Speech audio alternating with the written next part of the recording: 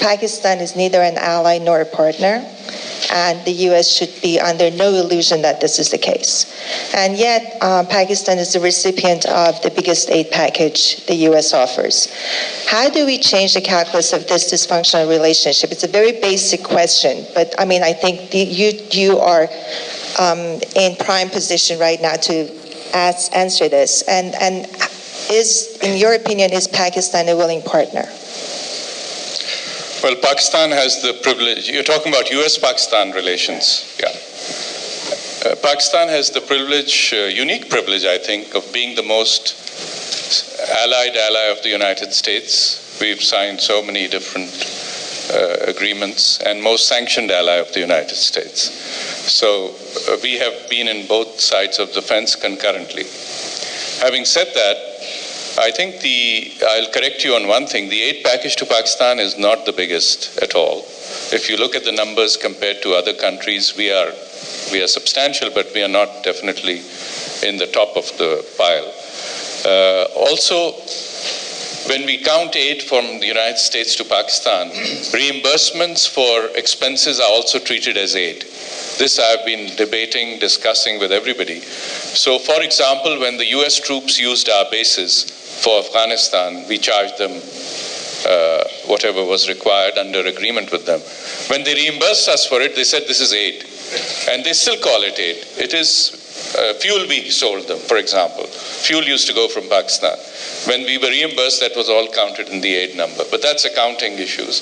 But that creates the perception that maybe the aid is much bigger.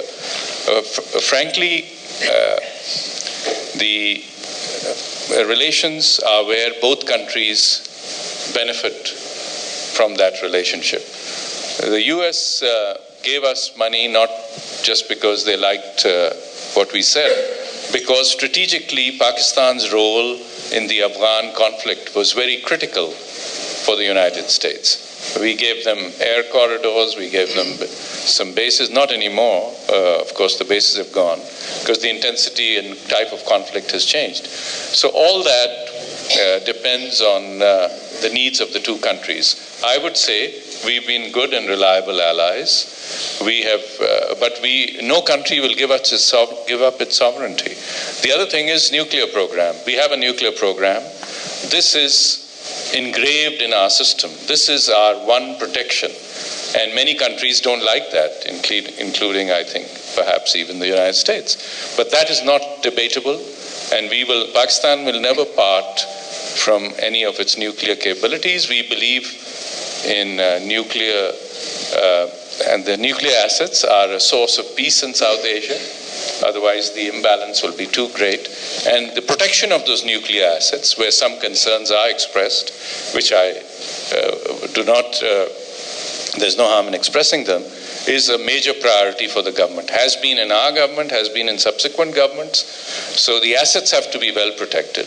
The last thing I would say is that when you talk about conflict and issues in that region, not just Pakistan, non-state actors are creating more of the problems and issues rather than armies fighting each other. So the paradigm is shifting in terms of security challenges we all face. Whereas in the past we were fighting, maybe there was conflict with a neighbor, but now there are non-state actors who are active within and attacking state actors and across the borders too. So it's a very complex relationship, but please do try to get this out of your thinking that we are a huge aid recipient and all that. You know, after 9/11, we used to get $500 million to $1 billion a year in aid.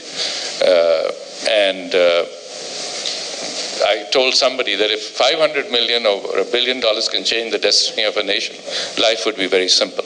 That was not the case. Thank you. Okay, I think we have time for one more question right down in the front here.